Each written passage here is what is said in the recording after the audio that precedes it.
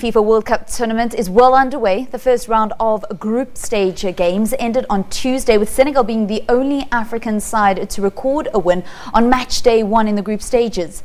Egypt and Morocco, well, they are already out of the competition. Chances are slim of Africa enjoying two teams in the next round, as we did in 2014 when Nigeria and Algeria made it out of the group stages.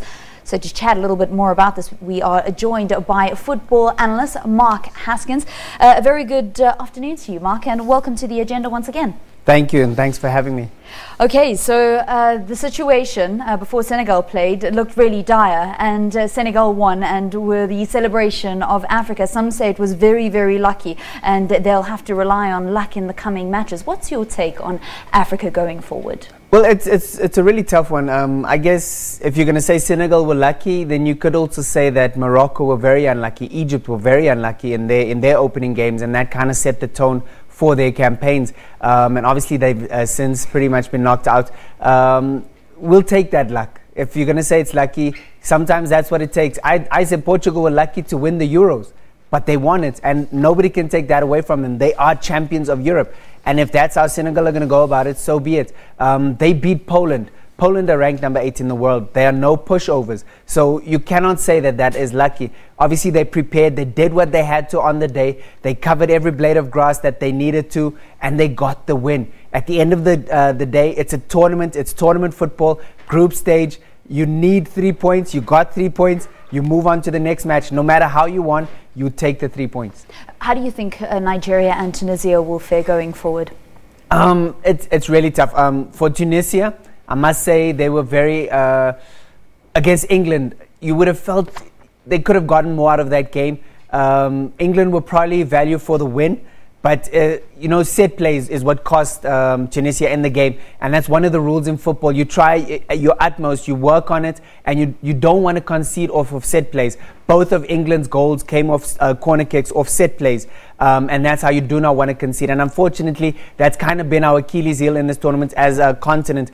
We scored a couple of own goals as well, so we've kind of come unstuck, and we've caused our own problems, and that's been our problem. So for Tunisia, it's going to be really hard because they now face Belgium.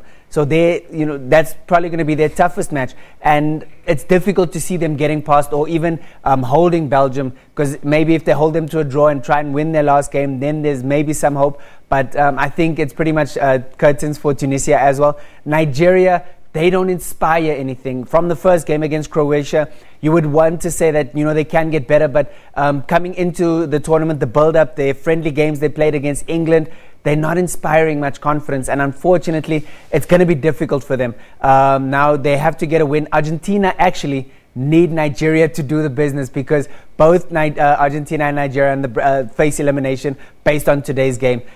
So I think Iceland are going to come out, and they're probably going to be favorites in that one, but we need Nigeria now to stand up and show what they're worth. You mentioned Argentina. They probably have been the biggest shock so far in this FIFA World Cup. How much responsibility needs to be put on the shoulders of Lionel Messi? It's so unfair. I find it so unfair that people ask that question. He is just one player, and unfortunately, I look back at a team like France '98 and again France in 2006. Zinedine Zidane was surrounded by phenomenal players. You had the likes of Thierry Henry, you had Florent Malouda, Robert Pires in '98. The list is endless. There were some phenomenal players playing around Zidane, but everybody knew that Zidane was the talisman. They knew that Zidane was the man that was going to take them to the final, that was going to take them to a title. And unfortunately, it just seems like Argentina don't realize that. The players around Messi don't. It's almost like they want to compete for the glory. When at this point, I think, play a part, be a co-star if you have to, as long as your team wins. And unfortunately, now everybody's saying it's down to Messi, it's down to Messi, when I think his co-stars are not stepping up, and they're not playing the role that they should be to help Argentina go to them. Because when you look at their performance in Brazil 2014, that's what happened. They all rallied around Messi, but they knew that Messi was the main player.